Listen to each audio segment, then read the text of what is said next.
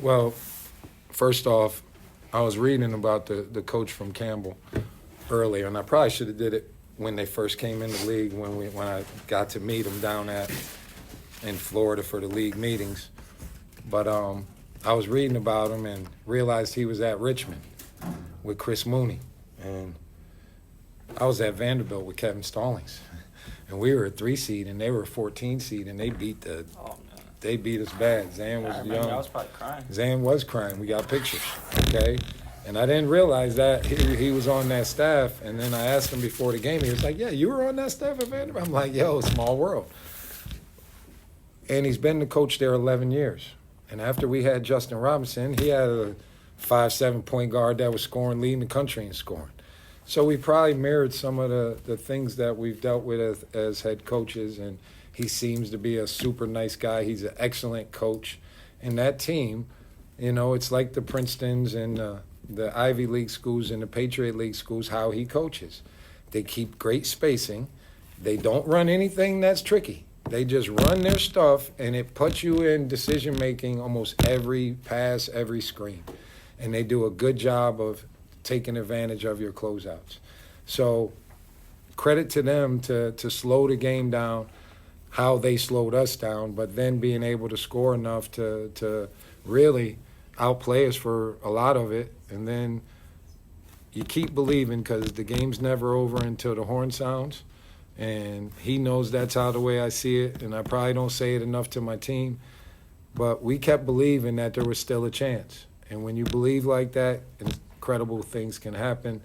And now I get to be Alexander Rice's dad for a little while instead of him being King Rice's son. So real big night for us. That was about as excited as I've seen you at the end of a game there as that shot went in. Steve, I'll tell you, because I felt like we were giving it to him.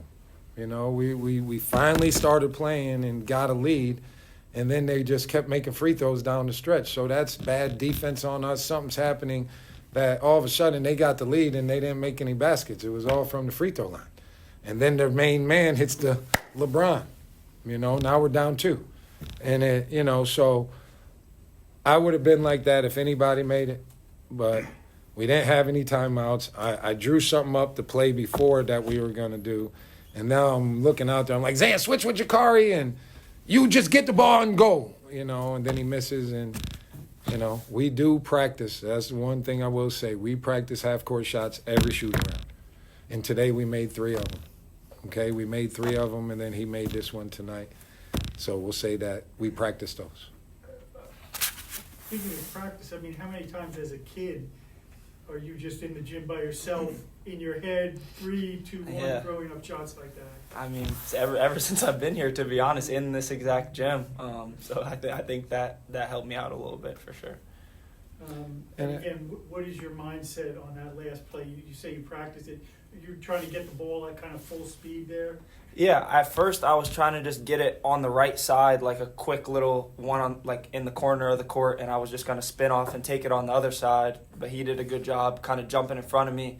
So I knew if I curled and got a running start, I'll probably have 1 or 2 dribbles. And I just knew I had to get to my spot and try to get a good look off. Did it feel good out of your hands? It actually did feel kind of good. I'm not even lying, but it was it felt pretty good.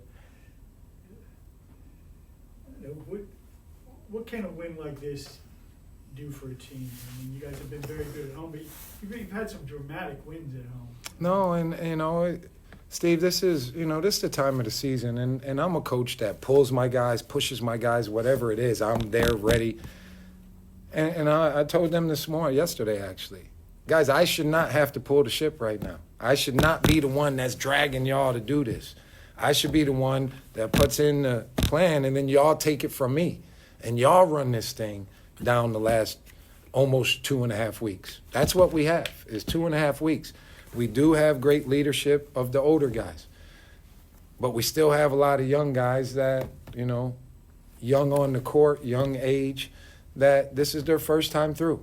So it's, I'm willing and ready to keep pushing these dudes, but I'm hoping that we're mature enough that the older guys on the team can make sure we're having good practices, make sure that we're out here early for the games, make sure we're going to be the hardest playing team on the court. Because I've told them since the summer that's our stuff. So if we don't have those things in us right now, these last 3 weeks won't be fun. But I think this group understands. And then, we got saved tonight. We got saved tonight to keep us in the mix of some things. We can get this one on Saturday. Who knows what's going to happen? You get 2 in a row. Now, all of a sudden, all of these guys start feeling better. And, before it's all said and done, we're going to get somebody on the road, maybe a couple of them. We got 3 left. Maybe we get all 3 of them. You never know. So they almost got us on our home court. Not many people been able to beat us here. So anything's possible, college basketball. Hey, Jared, talk about what you were able to provide in terms of some of the defense. You had a couple of nice blocks against the backboard and the dunks at the other end, the putback in terms of not only points but really energizing the team with those kind of plays. I mean, Coach Rice keep telling me that I got to stop worrying about scoring. I just got to, play my game. My game is blocking shots, grabbing rebounds.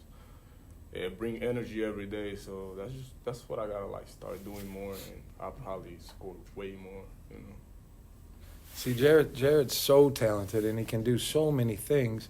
It's like when he doesn't worry about scoring, he scores. He got freshman of the week last week.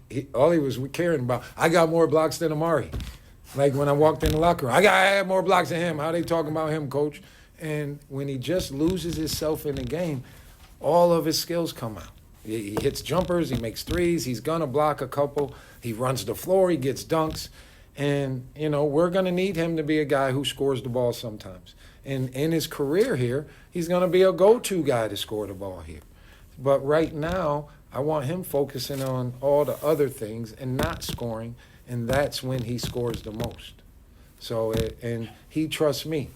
A lot of kids, you say, don't worry about scoring. They look at you like you lost your mind. Jared's trusting me. And everything I've been working with him on is coming true for him. So there's no reason for him not to think that the things I'm talking to him about is best for him are going to be best for him. But I do appreciate that he trusts me, and that's a credit to his family. They sent him here to be with me, and he's trusting me with his future. So I really appreciate that.